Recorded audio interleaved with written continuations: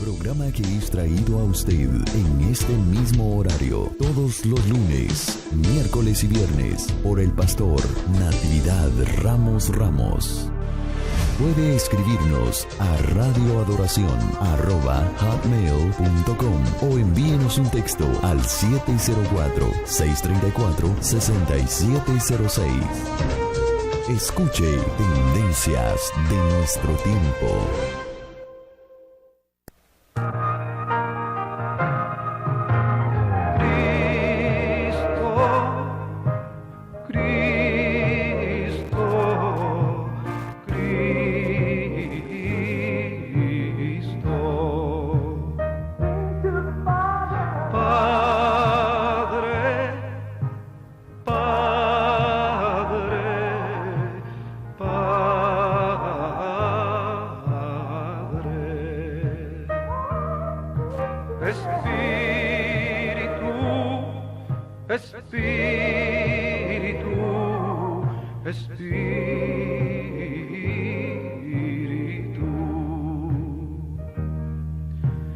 Deja tu agua viva entre mi alma correr. Deja tu Espíritu Santo que tome control de cada situación que cause confusión. Todas mis aflicciones yo entrego a ti.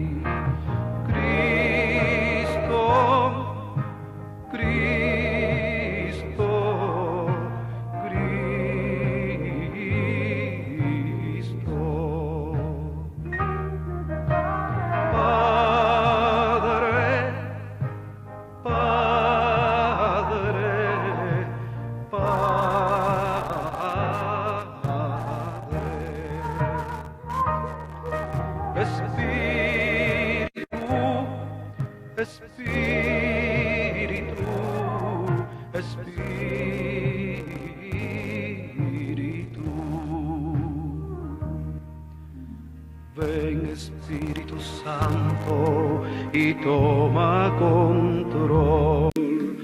Tómame en tus brazos, borra mi temor.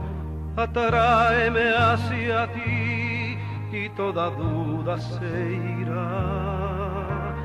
Quítame el orgullo y lléname de amor.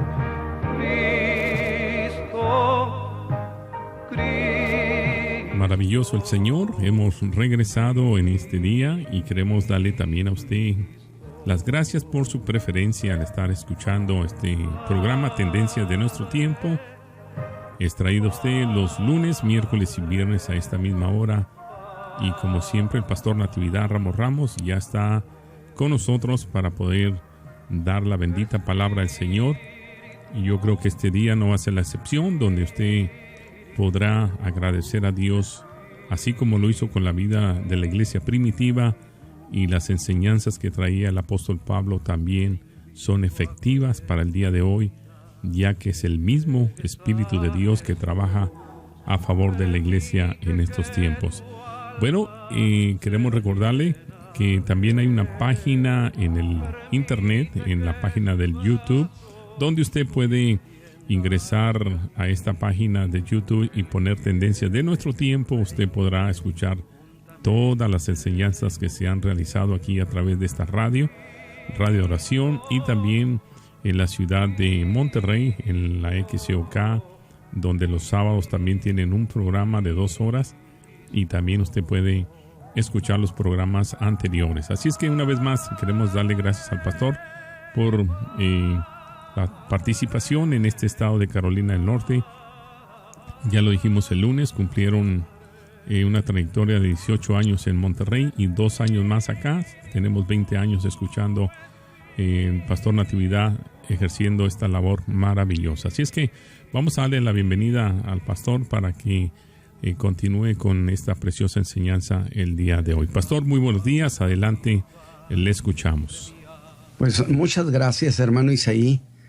Es una bendición estar una vez más y realmente lo hago con bastante gozo, con expectación, porque presentar las ideas de la palabra construye las vidas nuestras y construye la vida de quienes la escuchan. Y estamos en la segunda carta que el apóstol Pablo escribe a la iglesia de Corinto, y vamos a continuar, por supuesto, en ella, en el capítulo 10 particularmente, y en la segunda carta, capítulo 10 de la segunda carta a los Corintios. Y yo quiero hacer un comentario que a mí me parece muy, muy propio, y entender las cosas de esta manera. Es decir, no estamos reflexionando sobre esta carta de una manera, dijéramos, a ras de piso, a ras de tierra, de superficie, sino yo quisiera que viéramos mucho más en esta confrontación que se dio contra el apóstol Pablo por parte de algunos miembros dominantes de la iglesia de Corinto, que marcaban criterio a los demás, y particularmente por aquellos falsos maestros, falsos enseñadores, fuera que estos hubieran salido de la iglesia o que vinieran de fuera de la iglesia, y también los judaizantes, que fueron un verdadero conflicto contra el apóstol. Y no por poco tiempo, porque debieron ser más de 2 años de conflicto, pues si nada más pasó el apóstol Pablo 2 años en la ciudad de Éfeso, pues imagínense cuánto tiempo se trabajó este conflicto. Y yo siempre he pensado, ¿qué más hay detrás de todo ese agredir de manera tan hostil al apóstol? Miren, hermanos, en realidad estaba en juego la verdad del evangelio. ¿Por qué razón? Porque se ha establecido por la propia escritura y lo que dice el apóstol Pablo y lo que dice incluso Pedro, pues que el evangelio tal cual lo enseñaba el apóstol Pablo era el evangelio que explicaba profundamente el misterio de la piedad. Por eso siempre he dicho, si queremos saber en qué consiste el misterio de la piedad, pues conviene ir con aquel a quien le enseñaron el misterio de la piedad, y lo hizo el Señor Jesús con el apóstol Pablo. Entonces, por consecuencia, estos trataron de minar antes que nada a la persona del apóstol Pablo, minimizarlo, reducirlo, desacreditarlo. Pero piense usted esto, imagínese que el apóstol Pablo hubiera terminado esta historia corintia como un hombre desacreditado, un falso apóstol, un hombre incapaz de enseñar las verdades de la fe, un hombre equivocado. Bueno, pues entonces el evangelio que él predicaba sería hecho a un lado. Y entonces los milenios nos hubiéramos quedado sin este evangelio de precisión que el apóstol Pablo enseñó. Entonces, no era tanto una cuestión de carácter temporal, era una agresión de las tinieblas, por supuesto, que pretendía desacreditar al apóstol ante los mismos siglos y por consecuencia de desacreditar el evangelio que él predicaba. Entonces, con esta idea es que entramos ahora a esta reflexión, y voy a leer en el capítulo 10, voy a leer desde el versículo 3 hasta la primera declaración del versículo 11. Dice, pues que andamos en la carne, aunque andamos en la carne, no militamos según la carne, porque las armas de nuestra milicia no son carnales, sino poderosas en Dios para la destrucción de fortalezas, destruyendo consejos y toda altura que se levanta contra la ciencia de Dios, y cautivando todo intento a la obediencia de Cristo, y estando prestos para castigar toda desobediencia cuando vuestra obediencia fuere cumplida. Le está diciendo a los hermanos de la iglesia de Corinto, ese sector que se arrepintió y arregló sus cuentas también con el apóstol Pablo. Miráis las cosas según la apariencia. Si alguno está confiado en sí mismo que es de Cristo, esto también piense por sí mismo que como Él es de Cristo, así también nosotros somos de Cristo. Porque aunque me gloríe aún en un poco de nuestra potestad, la cual el Señor nos dio para edificación y no para vuestra destrucción, no me avergonzaré, porque no parezca como que os quiero espantar por cartas, porque a la verdad dicen, las cartas son graves y fuertes, mas la presencia corporal flaca y la palabra menospreciable. Y termino con esta primera declaración en el 11. Esto piense el tal. Qué interesante. Esto piense el tal. Y esto me da la idea, por supuesto, que se estaba refiriendo en singular, en particular, a alguien que encabezaba lo fuerte de la oposición contra el apóstol. Muy bien, mis hermanos, pues estamos en este capítulo 10, capítulo del cual dije, a mí en lo personal, y creo que es correcto, me parece el finiquito que el apóstol Pablo ha empezado a hacer con aquellos que fueron parte activa del conflicto contra él en la iglesia de Corinto. Conflicto que duró, dije, varios años. Y creo que el título de este mensaje sería muy apropiado y le he puesto como título Ironías del apóstol contra los falsos apóstoles. Pero voy a empezar citando el versículo 5 de este capítulo 10, porque el mensaje de lunes precisamente lo terminé con este versículo 5. Aquello de llevar cautivo todo pensamiento. Que prediqué en esta semana. Por lo pronto, solo le voy a hacer énfasis en la cláusula final. Porque echa mano el apóstol de un lenguaje militar, que por cierto la escritura está llena de lenguaje militar. Pues a la manera de un soldado que hace prisioneros de las filas enemigas y los lleva cautivos. Así dice el apóstol, cautivando todo intento a la obediencia de Cristo, tomando prisioneros todo pensamiento, como dice otra versión, llevando cautivo todo pensamiento a la obediencia de Cristo. Y entonces es cuando yo dije, pero ¿se pueden llevar cautivos los pensamientos? Y si es así, ¿cómo? Desde luego, mis hermanos, que citar esto solamente así de manera austera, pues esta declaración del apóstol, por supuesto, nos debe parecer una declaración huérfana y a veces hasta sin sentido.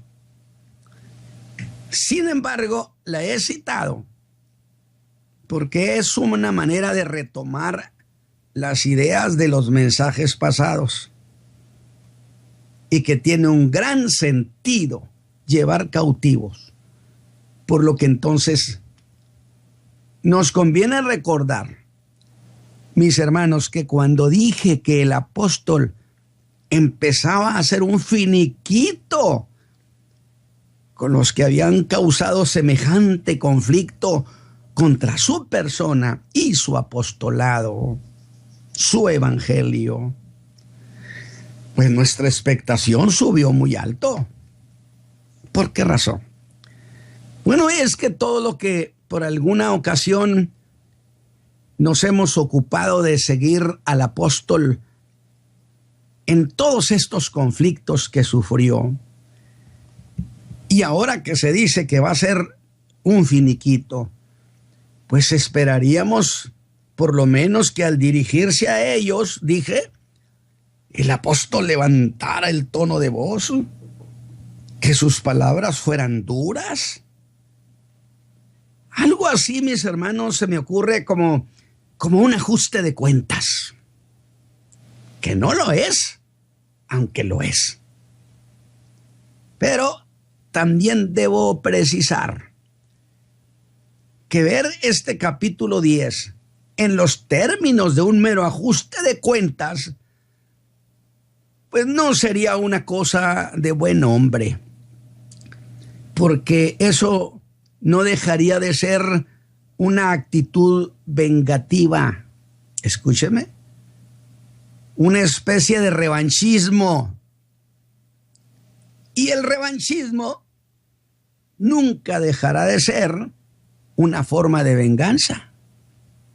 Es decir, nadie puede poner disciplina y orden en el cuerpo de Cristo con la intención de ejercer una especie de revancha, que no deja de ser un acto vengativo. Y eso nada tiene que ver con la disciplina en Cristo. Y una actitud como esa, la verdad, es cosa que se ve muy distante a la conducta ministerial del apóstol Pablo. Esto creo que a los ministros, a los pastores, a los líderes nos puede ser de bendición. Corrijan sin revanchismo, sin intento de venganza. Luego, esto que hizo el apóstol Pablo, o que va a hacer, que nos quede claro que no es ni revanchismo ni es venganza, pero como fuera, o fuera como fuera, lo cierto es que muchos creyentes esperaríamos que el apóstol pues fuera muy duro con ellos. Pero el apóstol no nos dio ese gusto, hermanos. Él no era revanchista, sino que contrario a lo que nosotros esperábamos, les dice en el verso 1, os ruego por la mansedumbre y modestia de Cristo. Que dijimos, ¿cómo se nos ablandó el apóstol Pablo? Bueno, voy a hacerle esta aclaración. En realidad, estas palabras de os ruego por la mansedumbre y modestia de Cristo no se la estaba dirigiendo a los judaizantes ni a los falsos maestros.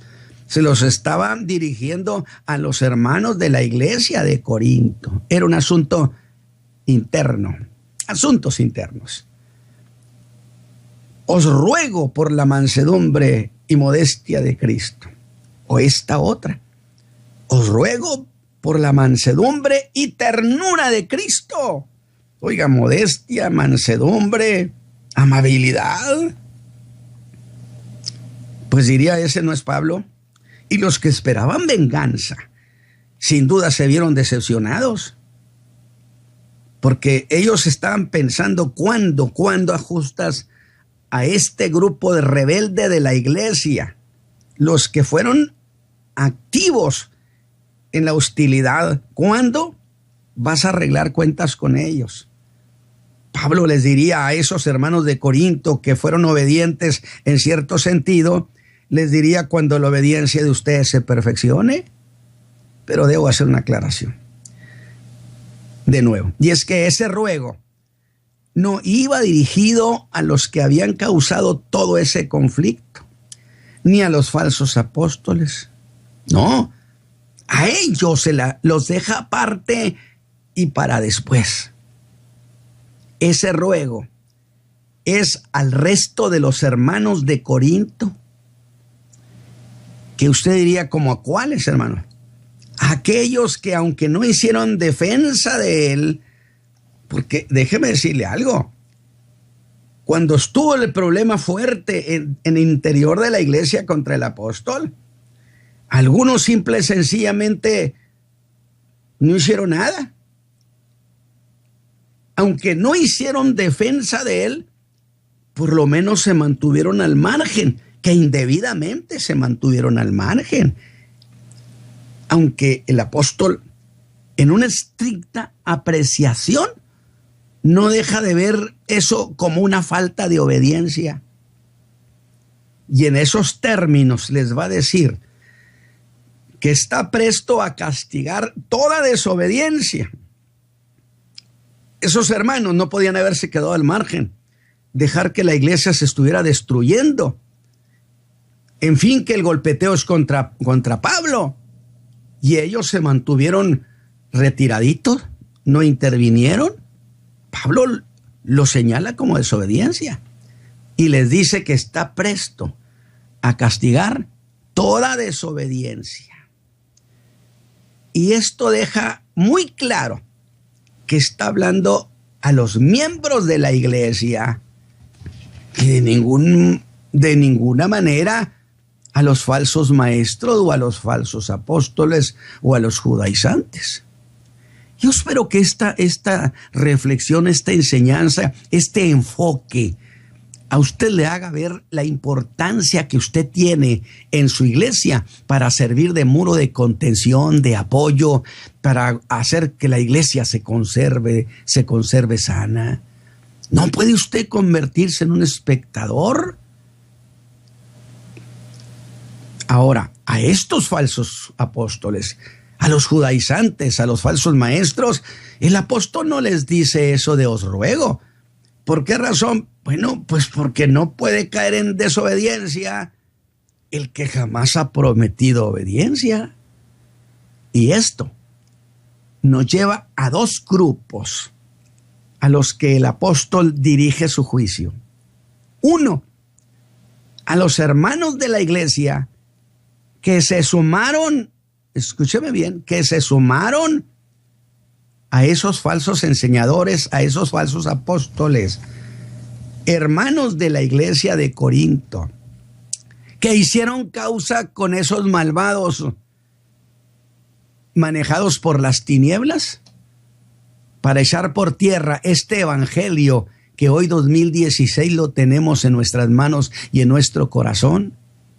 Si el apóstol hubiera quedado vencido y desacreditado en Corinto, otra sería la historia del cristianismo, hablando humanamente. No me vaya usted a decir, pero es que Dios puede, yo estoy de acuerdo, pero a ese hermano Pablo el Señor le encargó todo esto. De tal manera que hicieron causa con esos falsos apóstoles.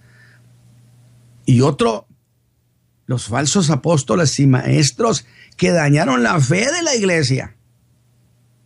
Y los hermanos de Corinto que ahora han enviado su arrepentimiento al apóstol Pablo, porque el apóstol le dijo que se reconciliaran con ellos, es decir, con él y con sus colaboradores. Él no se iba a reconciliar con ellos porque a nadie engañado, a nadie corrompido, a nadie. ¿De qué tengo yo entonces que reconciliarme? Yo no he sido enemigo de ustedes. Ustedes tienen que reconciliarse con nosotros. De tal manera que los hermanos esperan que los miembros de la iglesia que participaron en esa rebelión, es decir, los hermanos de la iglesia que se mantuvieron al margen y que ahora se han reconciliado con Pablo, esperan que los miembros de la iglesia que participaron en esa rebelión sean castigados. Y esto se lo plantean al apóstol, puesto que lo aborda y les asegura que sí lo va a hacer, diciéndoles en el verso 6 que está dispuesto a castigar toda desobediencia de esos creyentes corintios.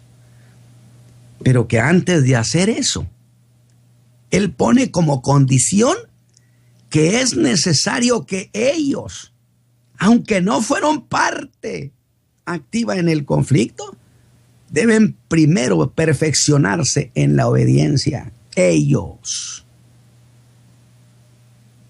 Porque mantenerse al margen fue desobediencia. Porque al no apoyar al apóstol, ¿sí?, no deja de ser desobediencia. Y al exigirles que perfeccionen primero su obediencia, Es decir, nadie debe pedir que se castigue a alguien si él no ha perfeccionado su obediencia. Que entonces, cuando ellos hicieran eso, castigaría a esos de la iglesia que han hecho tales ofensas. Y reincido. Y leo el verso 6. Escúchelo. Estando prestos para castigar toda desobediencia cuando vuestra obediencia fuere cumplida. ¿Quieren justicia? ¿Quieren disciplina? Yo voy a estar al pendiente que la obediencia de ustedes sea perfecta. Y entonces hablamos. Otra versión dice, cuando vuestra obediencia haya llegado a la perfección. Sería entonces, dice Pablo, que voy a seguir con los otros miembros de la iglesia. Primero ustedes, luego los otros.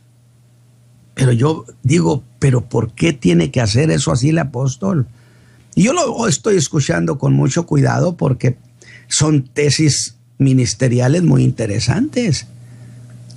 Bueno, porque quiere asegurarse que al castigar, dice bien, no se dé motivo para que algunos se inconformen y lo tomen como una nueva causa para crear conflicto nuevamente.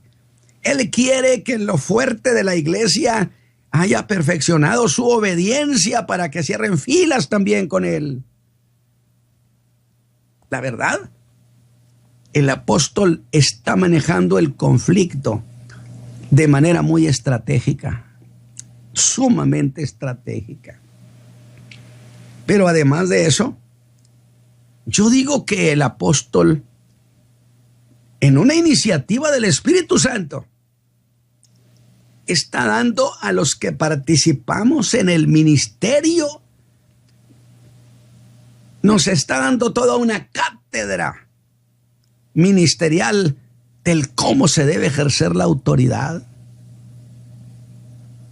Y por la manera que está estableciendo autoridad, está estableciendo que tener derecho a ejercer autoridad de algún ministro no autoriza a éste a ejercerla de manera atropellada, absurda, arbitraria, que no debe ejercerla como un acto desesperado e indiscriminado, porque es revancha, porque es venganza, sino con toda templanza, con mansedumbre, pero poniendo fuerza en el orden. De lo contrario, puede convertirse en atropello. ¿Cuántas veces se resuelve un problema supuestamente y se crea otro peor? Porque hay quienes dicen que hay que ser muy prácticos, pero normalmente quienes son prácticos se equivocan porque solamente resuelven a corto plazo y se olvidan de las consecuencias a largo plazo. Entonces, esto podía convertirse en un atropello a los hijos de Dios. ¿Qué le parece? ¿Le parece, mi hermano ministro, que esta es una gran tesis? Pero volvamos al verso 5. A eso de llevar cautivo todo pensamiento a la obediencia de Cristo. Mire, si usted ha estado escuchando atento las palabras del apóstol, tendrá muy en cuenta que el apóstol ha empezado a usar el lenguaje de un soldado, que hice esa aclaración, cosa que hace en el versículo 4 de este capítulo 10, cuando dice, las armas de nuestra milicia no son carnales. No me diga que no es un lenguaje militar. ¿Milicia? ¿Y qué cosa es eso? Pues es prestar un servicio militar. ¿Sí?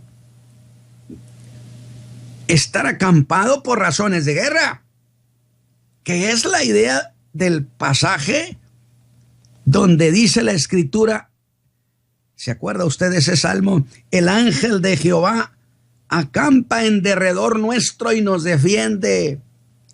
La idea es 100% militar. Hay un conflicto de guerra. Están acampando. Significan que hacen la función de un soldado vigía en tiempo de guerra. Y el apóstol identifica su apostolado con estar al servicio de un ejército que lucha contra potestades. Vea a dónde está llevando las ideas el apóstol. Y en esa idea de un soldado es cuando habla de llevar cautivos. Nadie tendría derecho. Si no es un soldado en tiempo de guerra, sería un secuestrador. Pero estamos hablando de llevar cautivo. Es un conflicto y está llevando cautivo a un enemigo. En este caso, lo está llevando prisionero a la obediencia de Cristo. Ahora vea esto. Por un lado, el concepto, dice la Reina Valera, es llevar cautivo a todo intento, o mejor dicho, todo aquello que se manifieste como una tendencia, una intención que entra en conflicto con la obediencia a Cristo. Hay que tomarlo y llevarlo prisionero. La otra, llevar cautivo a todo pensamiento, que es lo mismo. Pues ningún intento deja de ser producto de lo que se pensó. Estamos hablando entonces de un territorio pensante. Pero déjeme hacer una precisión. Y es que parece que el apóstol está llevando el conflicto a formas de pensar, al territorio de la mente, porque es en la mente donde se libran las más grandes batallas en el ser humano. Allí se dan las luchas. Quien conquista la mente, conquista todo. Pues dicen que él toma cautivo a todo pensamiento, dice Pablo. Y es aquí donde hay que pensar. ¿Y cómo se lleva cautivo un pensamiento? El apóstol captura y somete a toda forma de pensamiento. El apóstol Pablo está tomando cautivo toda forma de pensamiento, toda manera de pensar que él identifique como conflictivo con la obediencia a Cristo. Formas de pensamiento que suben al alma. Formas de pensamiento que pueden ser sugeridas también, pero que el creyente identifique como hostiles a Cristo Jesús, a su doctrina, a su obediencia, a la vida de la piedad. El apóstol dice, esos de inmediato hay que tomarlos prisioneros y llevárselos a Cristo, a la obediencia de Cristo. Qué precioso. Vemos eso, conviene darle identidad y ponerles nombre.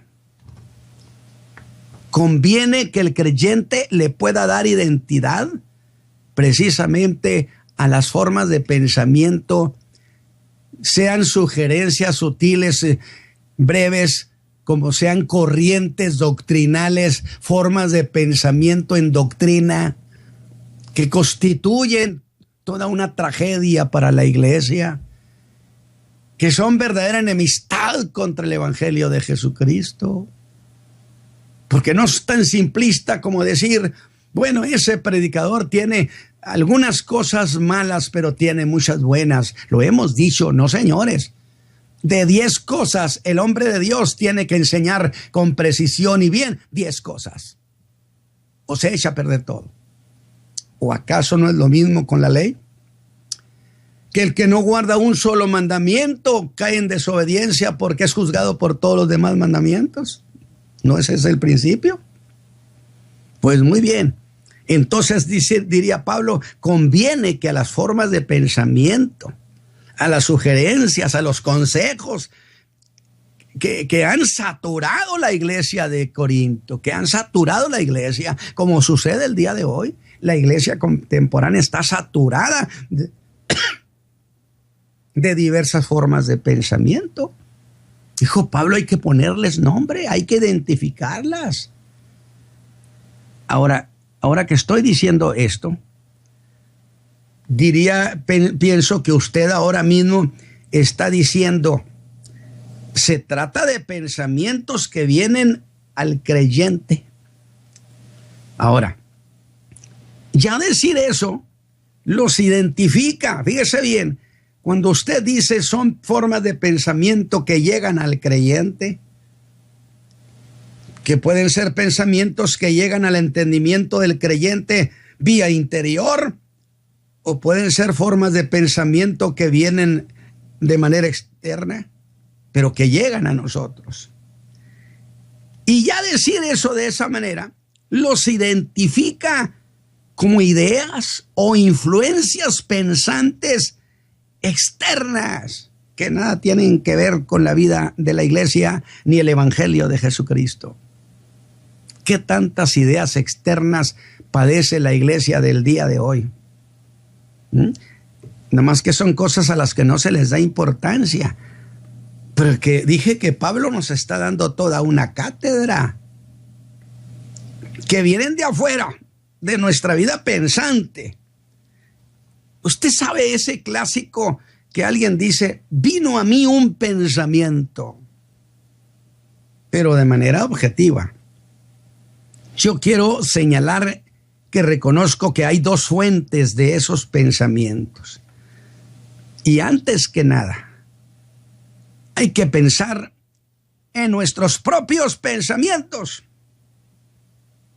Porque en nuestra vida pensante se revuelven muchas ideas que luego sacamos conclusiones absurdas que no tenemos la precaución de compararlas con la Escritura para ver si ésta las autoriza y hacemos de nuestros pensamientos un principio.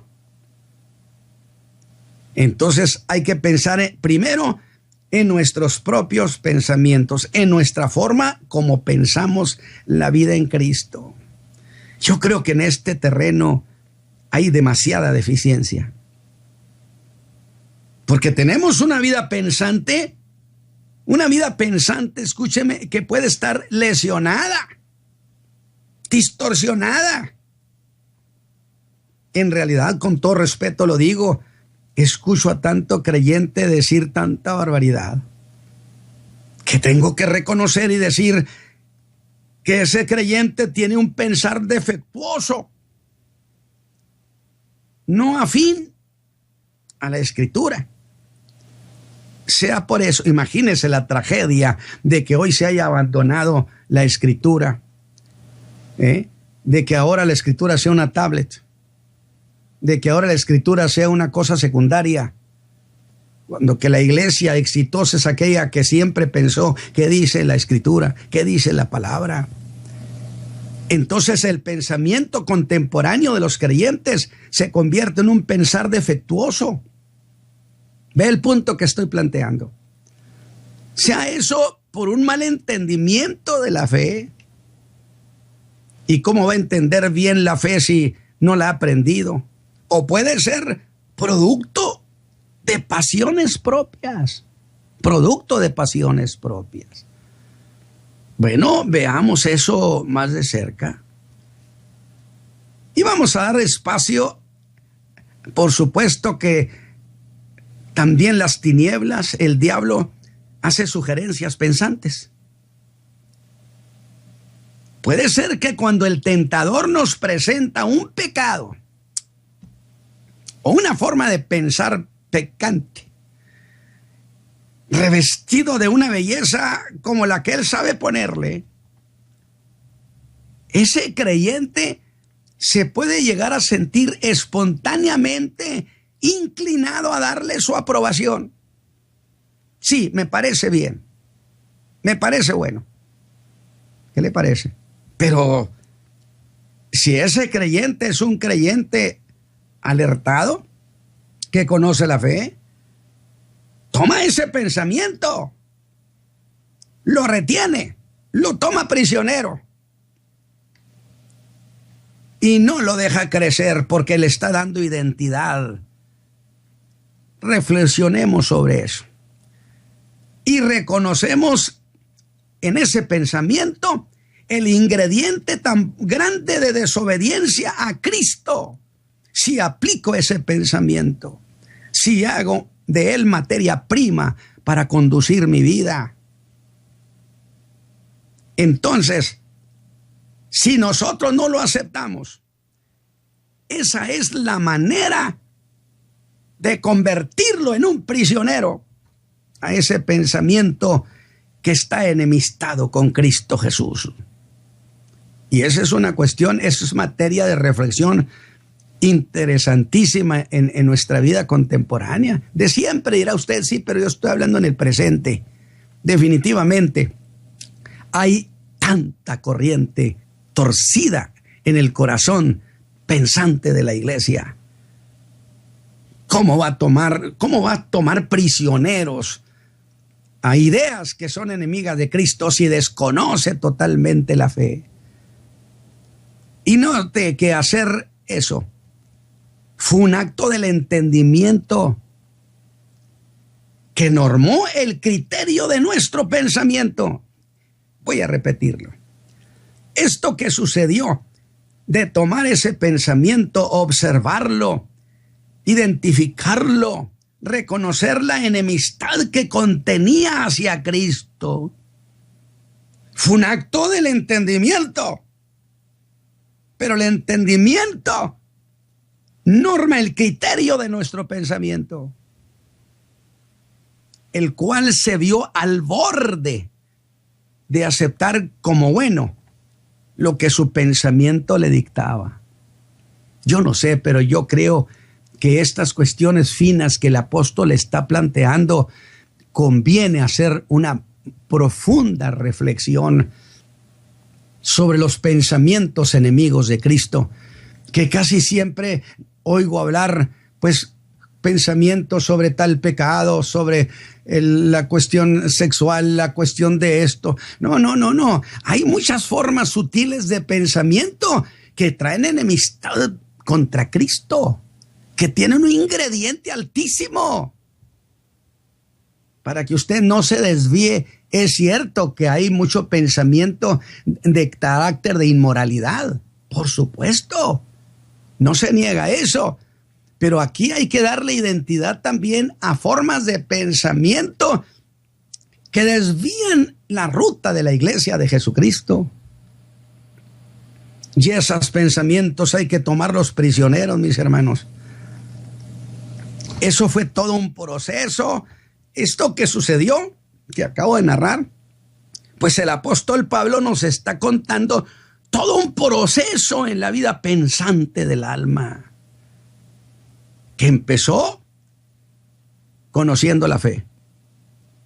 Y ese conocer plenamente la fe, dice bien, le dio a nuestro entendimiento materia prima pensante para poder identificar con precisión las cosas. ¿Por qué cree que nuestra queja de tantos años, por qué han permitido que no se enseñe la doctrina profunda a la iglesia de Jesucristo? ¿Por qué razón? Porque el conocimiento de la fe opera y le da a nuestro entendimiento, que es una facultad del alma, le da el conocimiento al entendimiento razones suficientes para impedir que ponga interés en tales cosas y que por el contrario las tome prisioneras. Cosas que habían despertado en el alma, ¿sí? En los pensamientos. Oiga, qué interesante tesis. Es que a veces casi no razonamos sobre los procesos pensantes de la fe y del ataque de las tinieblas. Luego entonces el entendimiento puso disciplina sobre el pensamiento. El entendimiento le puso orden al pensamiento. Pero al decir eso, estoy diciendo que el entendimiento se convierte en guía de nuestros pensamientos. Y por consecuencia, el conocimiento se convierte en el que da la ruta. Pero existe la posibilidad que un creyente no tenga dominio sobre sus pensamientos. Es evidencia de un entendimiento deficiente,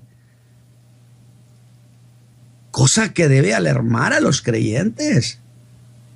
Escúcheme bien. Cuando se descubre que hay un entendimiento deficiente, y si usted descubre que en usted hay un entendimiento deficiente sobre las cosas de la fe, alármese. ¿Por qué, hermano Ramos? Pues qué confianza se le puede tener a un entendimiento que da fallos a favor de las cosas que Dios condena. ¿Le parece razonable lo que le estoy diciendo, mi hermano? ¿Le parece razonable? ¿Cómo tenerle confianza a ese entendimiento deficiente que no fue ni siquiera capaz de dar la voz de alarma? Decir, cuidado con esto. Sino que como los de la iglesia de Corinto se arrinconan y se convierten en meros espectadores,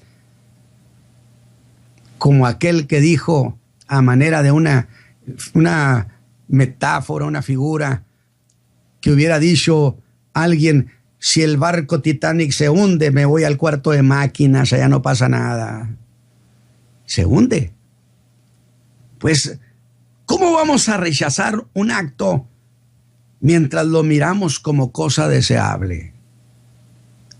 El apóstol da la clave de un entendimiento confiable. Ese es el punto fuerte en esta reflexión, tener un entendimiento confiable, diciéndole a los colosenses, revestíos del nuevo hombre,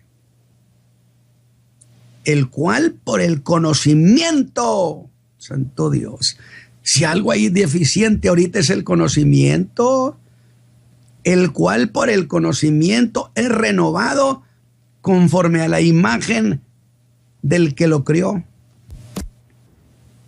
Y cuando el entendimiento ha sido capaz, escúchame hermano, y cuando el entendimiento ha sido capaz de poner bajo cautiverio antes que nada los pensamientos propios, podrá poner en cautiverio a los pensamientos que vienen de origen extraño. Yo creo, mis hermanos, que el apóstol Pablo nos ha dado un tip extraordinario, una tesis ministerial. Cuidado con un pensamiento defectuoso que no es capaz de detectar, de reconocer, ni tiene la audacia para tomar prisioneros cosas que pueden presentarse como buenas cosas, pero que el que conoce la fe, descubre el ingrediente que contiene veneno puro para la iglesia de Jesucristo. Mis hermanos, yo espero que esto que he planteado sea una bendición. Que Dios me los bendiga. Hermano Isaí.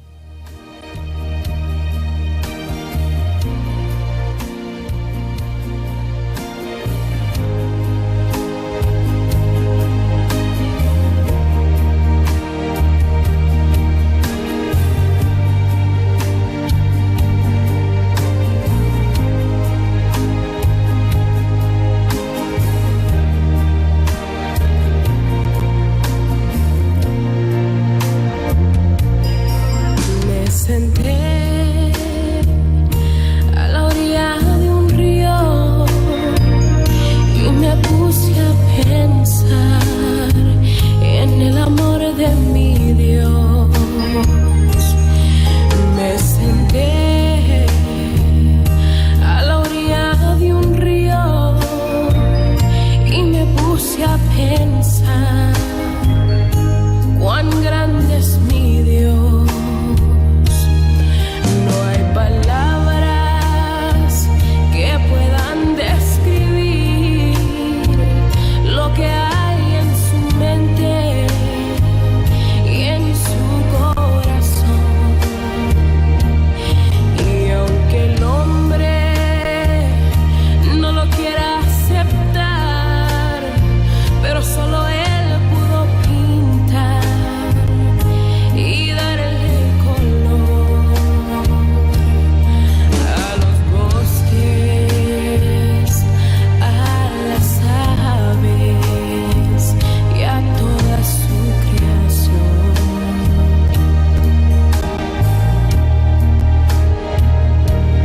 Cuán grande es Él, que los cielos y la tierra no lo pueden contener. Cuán grande es Él. Los cielos son su trono y la tierra el estrado de sus pies. Tendencias de nuestro tiempo. Programa que es traído a usted en este mismo horario todos los lunes, miércoles y viernes por el pastor Natividad Ramos Ramos. Puede escribirnos a radioadoración@hotmail.com o envíenos un texto al 704-634-6706.